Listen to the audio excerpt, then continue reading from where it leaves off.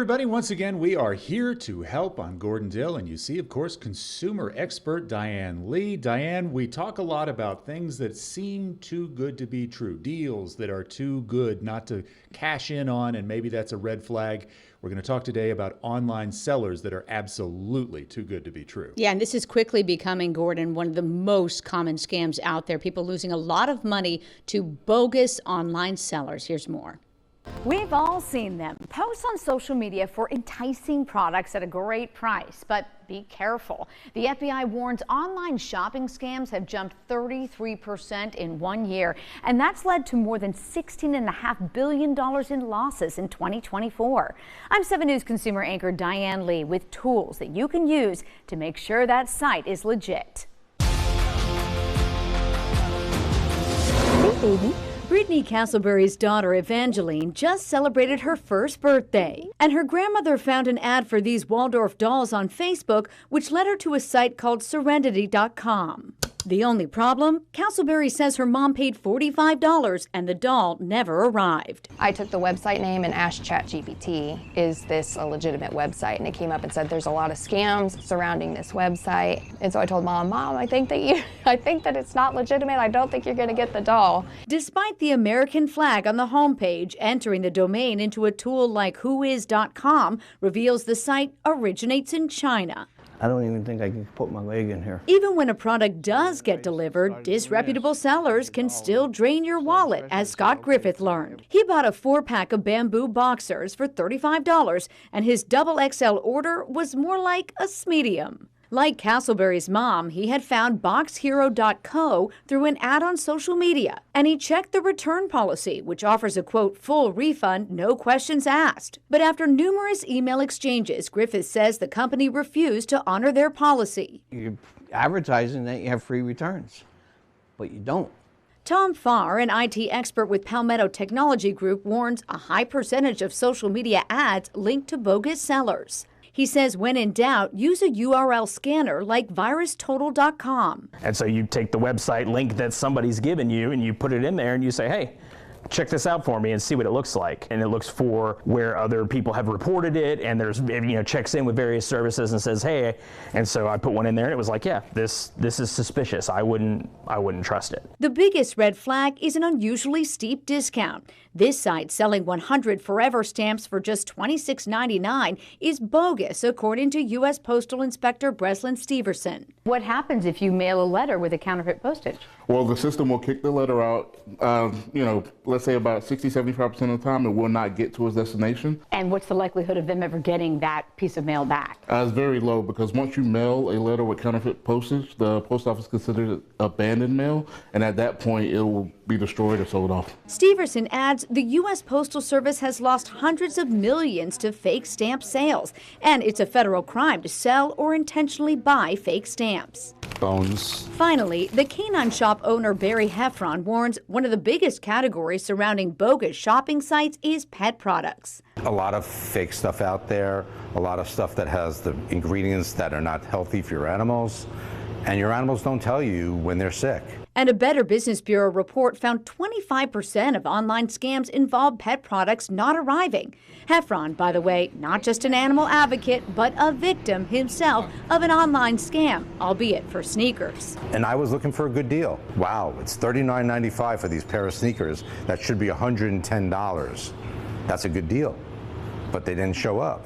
Now, whatever you buy, steer clear of using your debit card online. Instead, use payment options like credit cards, Apple Pay, Google Pay, or PayPal that allow you to dispute unauthorized and misrepresented transactions. I was super happy I didn't use my debit card, yes. Griffith fought the charges. Yeah, we can play at the playground. And as for sweet Evangeline, Grandma never got her money back, but she got a new doll despite it all. We reached out to all of the sites that we mentioned and none responded. To report a scam website, you can go to whois.com and find the abuse email listed to let the web host know that that site is suspicious. A lot of red flags that you're pointing out. Do you remember, it was a couple of years ago, there was a scam ad that had us in it. Do you remember that? It yes. was a picture of the two of us on a news set because I guess people would recognize us as someone they Right. trust, and it linked to some bogus rip-off website. Yeah, Sometimes impersonation they look so scam. real. Yeah, definitely. And nowadays, Gordon, with AI, these sites are looking all the more real. But if we take a moment, there are still red flags out there. Some of the common ones are just misspelling. So if you can here's pull one of my up, favorite. This is my favorite. the stamp site. All right. So this one is actually, before you do anything, just scroll down for a minute and show folks the how advanced it is. I mean, it really has a lot of options here. It goes several pages deep. There are many things to look for, but before you go deep into it, Those are very good deals. yeah, for sure, they're very good deals, and that's red flag but number I gotta one. go up here. Yeah. Those aren't forever stamps, Diane. Those are forever stamps. Forever stamps. That's right. And you know, it's easy to overlook that really quickly when you're just checking through a website, you're tunnel vision on the deals, and you might be clicking on a specific stamp and you might forget. But if you see any misspellings at all, you know that's another red flag. But look, if you click on that first forever stamp, Gordon, the flag one, I mean, they go pages deep. They have a whole checkout system with PayPal that makes you think This looks legit. Oh at yeah, this point. absolutely. And you will be actually paying for this, and you will be sent something that looks almost identical to a forever stamp. Although this 73 cents looks a little bogus too down here. Right, but, right. There's a couple, I mean, as you dig deeper in, you'll probably see things that you would never see in an American-based legitimate website.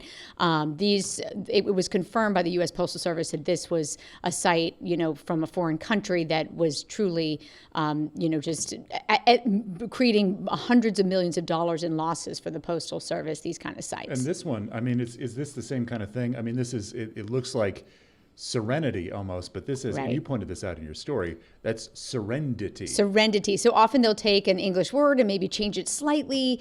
And then as you see, they do capitalize. We show that there's the US flag up there in kind of that URL same deal, area, yeah. right? And then it says US dollars on the right-hand side. And they'll do a lot of things to kind of make you feel like this is a commonly used website in the US, and the .com, right? But it is certainly, if you see a deal that's, I hate to say this because it's trite, but too good to be true, it really is too good to be true. No, but it is. And a lot of these scams, they do capitalize on our desire to not get ripped off and find the best deals and save a little money. And, ooh, I'm getting the best bargain in the world. And they really do take advantage of that. Nowadays, yes, they do. And nowadays we have these other protections that if we use them, it can be so powerful. I really loved how the daughter of that mother who tried to buy the doll went on ChatGPT and did search for that website and then pulled up those red flags. And that is a clever way to just figure out, hold on, are there red flags that maybe I'm not seeing?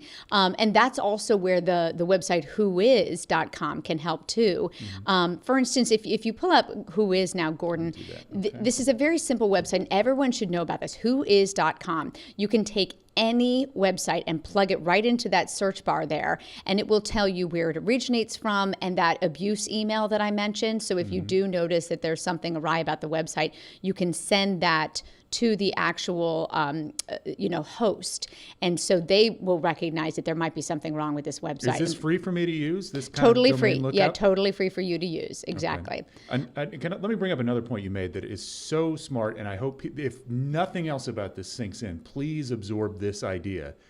Credit card instead of a debit card when you shop online. Diane, please explain to people why that is a vital protection. Right. So if you use your debit card taken directly from your bank account, and it's hard sometimes to get those funds back, even if they're investigating it for fraud, you won't necessarily get that back during that interim time period. When you use a credit card, you have a lot more leverage there to be able to argue a fraud situation. And you are, with any credit card, you're not charged right away anyway, but they'll have a longer period of time when they'll be investigating it when you won't be charged. So really, in the time that's being looked into, you won't be charged anything, and therefore it won't hurt your wallet in that time. So it really is important to use a credit card if you can. It's tough. Once it comes out of your checking account, your bank account, anything like that, it's going to be very, very hard to get any of that money back. And you led with talking about the impersonations scam between us.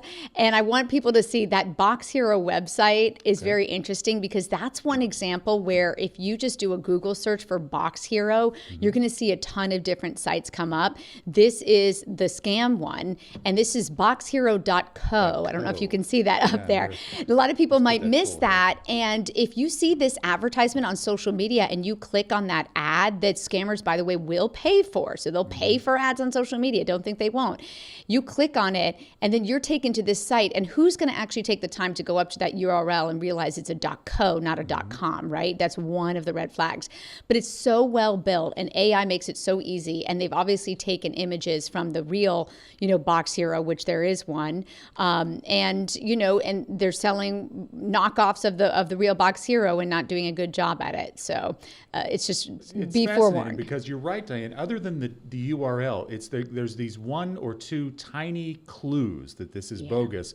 The rest of it really does. This looks like a regular site on which I would go shopping for boxer shorts. Yeah, and when we're shopping, think of how quickly we're looking to do the transaction, right? We're not looking to spend a lot of time. We know what we want. We're going to go ahead and pay for it. So you're not necessarily training yourself to check into all these things. So unless it's a major retailer, and I will say even if it is a major retailer, make sure you're on the right site. These scammers are getting better and better with AI of impersonating these sites. And look at all that. I mean, they've got all the quick links, privacy policy, everything. The return policy was clearly bogus on this site because they didn't honor it. Oh, wow, Diane. So the number one red flag, I suppose, is the URL, that impersonation type of thing, and then just look for anything that doesn't look right. Right. And I would also say if you are clicking on the ads from social media, which we are all getting a lot nowadays, just be completely understanding of the fact that scammers, again, do pay for these ads. So instead of clicking on those ads, just go ahead and do a separate search for that website and try to buy it through that way. And we'll talk about more of this in the future. But Diane, to that point, Google, even those kinds of ads that are served up, if I type in, I'm shopping to buy underwear, Google may serve the very first ad might be a bogus site, the very first hit on Google. It's funny you mentioned that. I'm actually working on a news story just on that very issue. So you do need to be forewarned that just by searching it doesn't protect you, but it's probably at least a little bit better than clicking on the ads in social media at this point. Either way, we're being hit from all angles, Gordon. There's always somebody absolutely determined to take your money away from you. That's absolutely true. Consumer anchor Diane Lee, I'm Gordon Dill. We'll be back with another great way to protect yourself and your privacy right after this quick break. And welcome back, Gordon Dill with our consumer expert, Diane Lee. Diane, one of the things that has changed, maybe it's generation to generation, older folks like myself worry a lot about how much information we give up, how much we share online. Maybe young people don't worry about that quite as much. But for those of us who want to protect our identity and ourselves online, there's some great ways to do that. Yeah, and we've all been a part at this point of so many breaches, we can hardly count them. So it really is important to just take a look at your digital footprint and try to clean it up. Companies make a lot of money off our data, and that can lead to countless spam phone calls, texts, and emails, not to mention ads that seem to follow you wherever you go. I'm 7 News consumer anchor Diane Lee with expert advice on how you can scrub your data and protect your private information.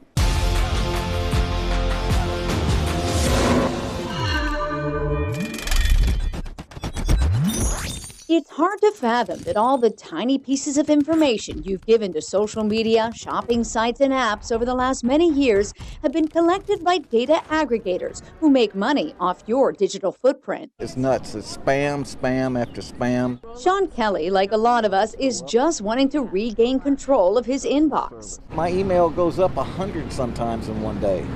It's amazing. It's every day, 7 days a week. For Margaret Jackson, it's the incessant spam calls to her landline. Well, there we go. There's a phone. It's going to keep Everybody call me call cell phone. Nobody calls me through that phone. You see, it rests on my TV. Yeah. What it is. Who's So calling. why don't you just do away with the landline? I can't. To cut back on spam, David Hyde-Volti, the chief technical officer with Visius Group, says you have to make it harder for the companies that buy and sell your data to find you, and that's no easy task. To be clear, the scope of this problem is huge. The number of data brokers is in the thousands, right? So it's not like you or the government could just go to like one or two of these companies and say, hey, stop that. It's pervasive. So can you be successful at it? You can limit your exposure. For one, you could try data scrubbing services like Delete Me or Incogni, both reputable companies, but at a cost of $100+ a year. Something everyone can do that's free is to check with Google to see if anyone can find your personal information like your home address, email address, or phone number. If so, there are steps you can take to remove that. Head to the Results About You page, log in, then enter your contact info, and depending on what sources pop up, you can request it be removed.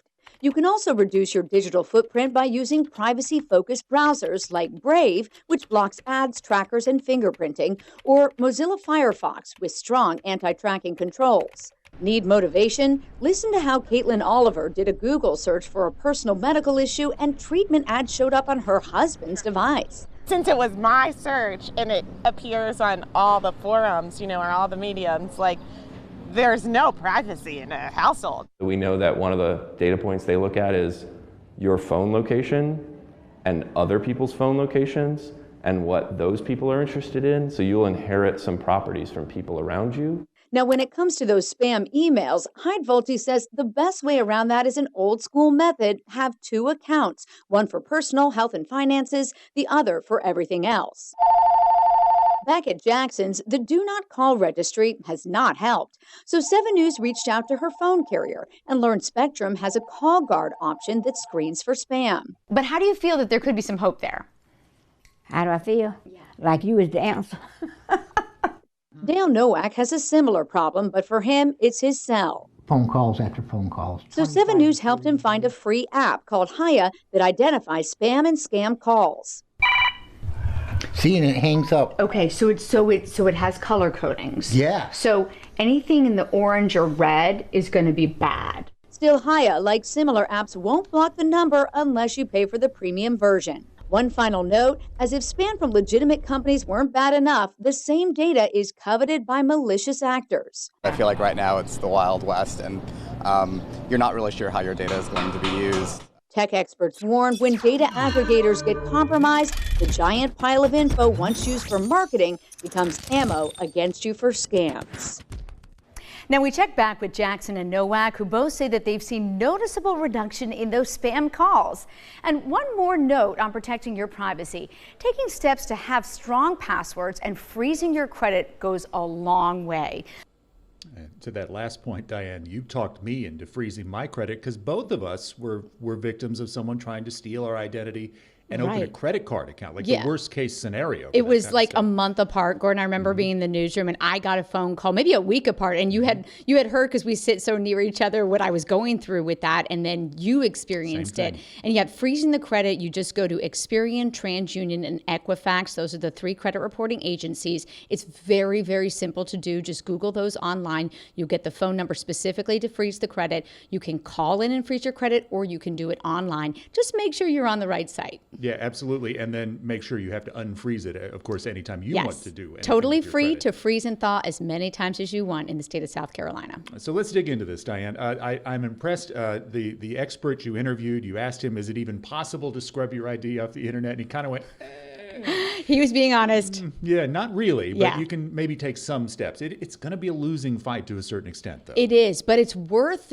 putting up the battle because of the reason that I mentioned, that it's not just about the really annoying spam that we get to our personal email accounts and the phone calls, but these data aggregators, they get hacked too. And so when they're collecting just a ton of data and it's in the hands of marketers, so-so. But when it gets in the hands of scammers, that's where you really have a ton of information released about you that you don't want in their hands. And so what we're trying to do with this story is to cut down on the spam that people get, spam phone calls, spam emails, spam texts, and also cut down on the eventual scams that they might be, susceptible to. Okay, well, let's break it down into the 2 parts then. Let's start with email. Yeah. So one piece of advice I've heard you give before, and it's something I do, is have a separate email account that you do stuff like shop online and that sort of thing, because that's where all that spam's going to go, right? Right. So, and the other email account you want for the personal stuff, only people that you know and know well, and also your health account and your finances, credit card, bank, anything like that. You do not ever want to give that out to anybody else. Now, if you're in a situation that I have been in for a long time, which is that you sort of stuck on that single email that you have because everybody everybody knows it. Don't be overwhelmed. Just start the process. Create a new email that's safe. Start the process, at least for the most important stuff, the health accounts and the finance accounts. Move those over to that email. And it's not so tough to put 2 emails on your phone. You can check them both, but just it's very, very valuable, because in that way you're less likely to have that hacked as well. It's great. In fact, I have 3 emails on my phone, if you count the work email as well. And that one, I have a Yahoo email account that is literally only spam at this point, but I kind of just know I can delete everything on it every day. Here's the question. How long did it take you, because you obviously had the Yahoo one probably first, I imagine. And so how long did it take you to feel comfortable when you moved over to a Gmail? Gmail is the other one. When you moved over to that, just to give people some hope here, if we're trying to encourage this, was it a difficult process for you in checking both or anything like that? No, because honestly, if, for instance, I have an iPhone, and Android will do the same thing for you, where it will filter all your emails into a single email folder, but you can also break them out into your Gmail, my work one here at the office, and then a third one for the Yahoo. And so it's very easy to filter all of that out.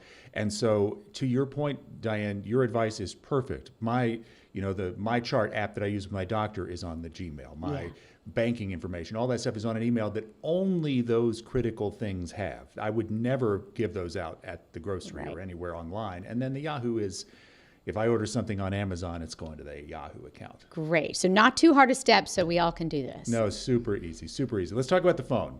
I certainly get plenty of spam on my phone, both in text and in phone calls. Text spam has gone through the roof lately. We also get them on the landlines at the newsroom all the time. Is it the same process to get off that list for cell phone as it would be for a landline? Because you had both in your store. Right. I think it is slightly a different process. I do think that even if you don't want to pay for it, some of these apps that offer the free options where they identify the spam and the scam, they do help to actually cut down on the number of calls. And here's why. Even if they aren't actually blocking it for you, which they could if you paid the premium price, they will prevent you from picking up. And I am convinced, in terms of the people that I've spoken with, that what really puts you at risk is even just that one time that you've accidentally picked up when a spam or scam call has come through. They know it's a working number now. Exactly. So if they do, you end up on this list in the dark web that's shared, and they all know that it's an actual human on the other side. So if you've done that, you probably do get a lot of scam or spam. And so downloading one of those apps like Haya can be very good. There's Truecaller as well, a few others. You just look at the reviews, make sure it's one that is trustworthy with those reviews, and it should be good. And you can consider, if it's really bad, paying the premium version for at least just a little while to stop some of those calls, and then and then you can drop that after a time if you feel like it's cutting back a little bit. It might stay that way. But with the landline, you're definitely going to contact your carrier, because places like Spectrum, they had that True Guard or caller, and that was very, very helpful. And depending on which carrier, they all kind of have their own versions. And for the landline, it is a slightly different system. So highly recommend you contact your carrier in that situation. And I can tell you, to the carrier point, on the cell phone, some carriers on your cell phone will provide those kind of spam blockers. Like I have Verizon. Verizon has an app that filters out a lot of spam, and that doesn't cost me anything in addition to my Verizon bill. So there's probably something with your cell phone carrier that can help you do that. Right, and actually the cell phones themselves are getting better at also detecting these. I know that the new Apple iPhone that's coming out in September is purporting to really do a much, much better job at cutting down on the scam and spam texts that are coming through. It's annoying. They're super annoying, but it must be working. They must be ripping people off, because they don't mind the hundreds of times that they get hung up on, or as you know, Diane, when they call the newsroom, I insult their families. but they don't mind that. They keep calling again and again because it must be working. They must be making money off these calls. Gordon, you should do a whole show just on the great comebacks that you have for these scammers. I got a lot of your mama jokes for these guys who call our newsroom all the time. All right. Well, Diane, you are our consumer expert. Hopefully we've given some people some tools to protect themselves a little bit from these annoying spammers and marketers online. it's a losing battle, but at least we're still in the fight. Everybody. Yeah, it really is. And one thing to consider too, if it really is a problem and you are worried, there are those data scrubbing sites like Delete Me and Incogni that I mentioned that you could consider at least for a period of time.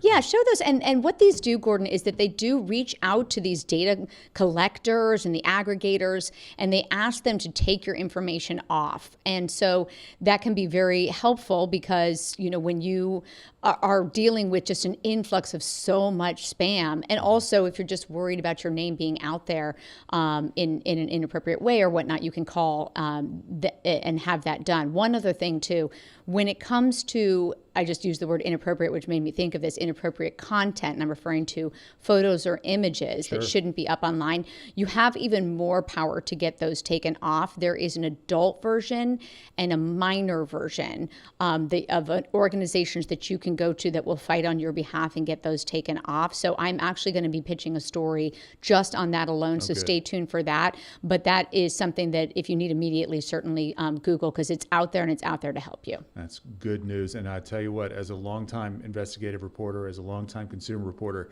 people will be shocked how easy it is to go online and find out where you work and what your phone number is and what your home address is.